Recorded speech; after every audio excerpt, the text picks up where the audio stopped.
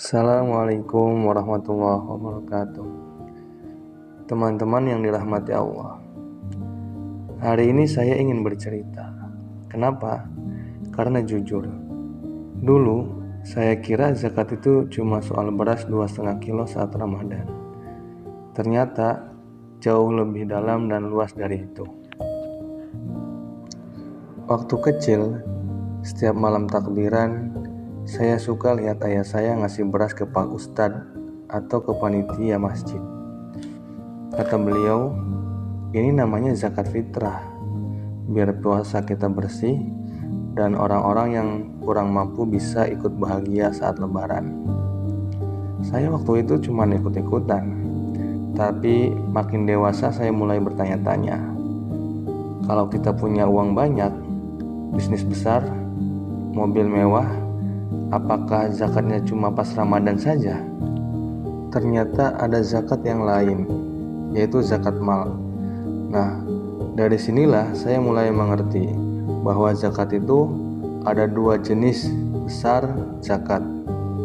Yang pertama adalah zakat fitrah, zakat yang dikeluarkan setiap Ramadan.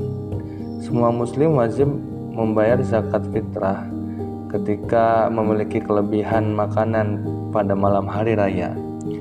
Yang kedua adalah zakat mal, zakat atas harta yang kita miliki ketika sudah memenuhi syarat dan rukunnya. Saya kaget juga pas tahu bahwa emas, perak, tabungan, hasil panen, bahkan ternak pun ada zakatnya. Sekarang bahkan saham, gaji bulanan, aset digital juga masuk kategori zakat mal. Bayangin ya, zakat itu udah diajarin dari zaman Nabi, tapi masih sangat relevan di era digital saat ini. Tapi gimana sih hitungnya? Jujur ya, dulu saya mikir, ribet banget sih, zakat ini harus hafal angka-angka segala. Tapi ternyata gampang kok, kalau sudah tahu rumus dasarnya. Misalnya, zakat uang atau tabungan itu 2,5% dari saldo setahun kalau sudah lebih dari nisab, yaitu setara 85 gram emas. Misal harga emas 1 juta per gram, maka nisabnya 85 juta. Saldo kita di tabungan ada 100 juta, maka zakatnya 2,5%, yakni 2,5 dikali 100 juta sama dengan 2,5 juta. Saya akhirnya belajar pakai kalkulator zakat online, cepat dan jelas. Tidak semua harta wajib dizakati ya, dan juga tidak setiap orang wajib membayar zakat. Ada kriteria tertentu yang mesti dipenuhi. Terus apa syarat kita wajib zakat? Saya catat supaya nggak lupa. 1. Beragama Islam. 2. Harta milik pribadi dan halal. 3. Udah cukup nisab. Yang keempat, berlalu 1 tahun atau haul kecuali pertanian atau zakat fitrah. Saya pernah main ke kampung, ngobrol sama petani. Ternyata kalau hasil panen padi, jagung, gandum, kurma, dan anggur, dan makanan pokok lainnya juga wajib zakat. Syaratnya, hasil panen harus lebih besar dari 5 wasak, yaitu sekitar 650 kg beras.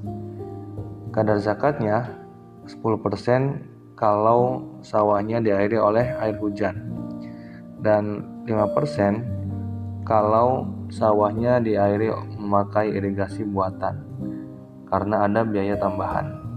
Misal panennya menghasilkan 1.000 kg padi pakai irigasi, zakatnya 5% kali 1.000 sama dengan 50 kg padi.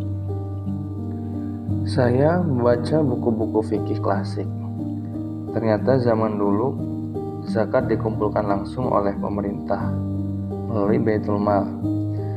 Jenis harta yang dizakati berupa fisik, seperti emas, hewan ternak, dan hasil bumi.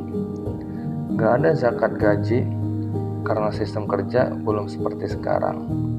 Tapi zaman sekarang, gaji UMR pun bisa kena zakat kalau dikumpul dan sudah cukup nisab. Saham, obligasi, bisnis online, semua sudah ada fatwanya. Saya jadi mikir, syariat Islam itu fleksibel, bisa menyesuaikan zaman, tapi tetap menjaga nilai dan esensinya. Akhirnya saya menemukan makna zakat, bukan sekedar kewajiban tahunan, tapi zakat itu cara Allah membersihkan harta saya. Zakat itu menyambungkan hati kita dengan saudara kita yang kekurangan.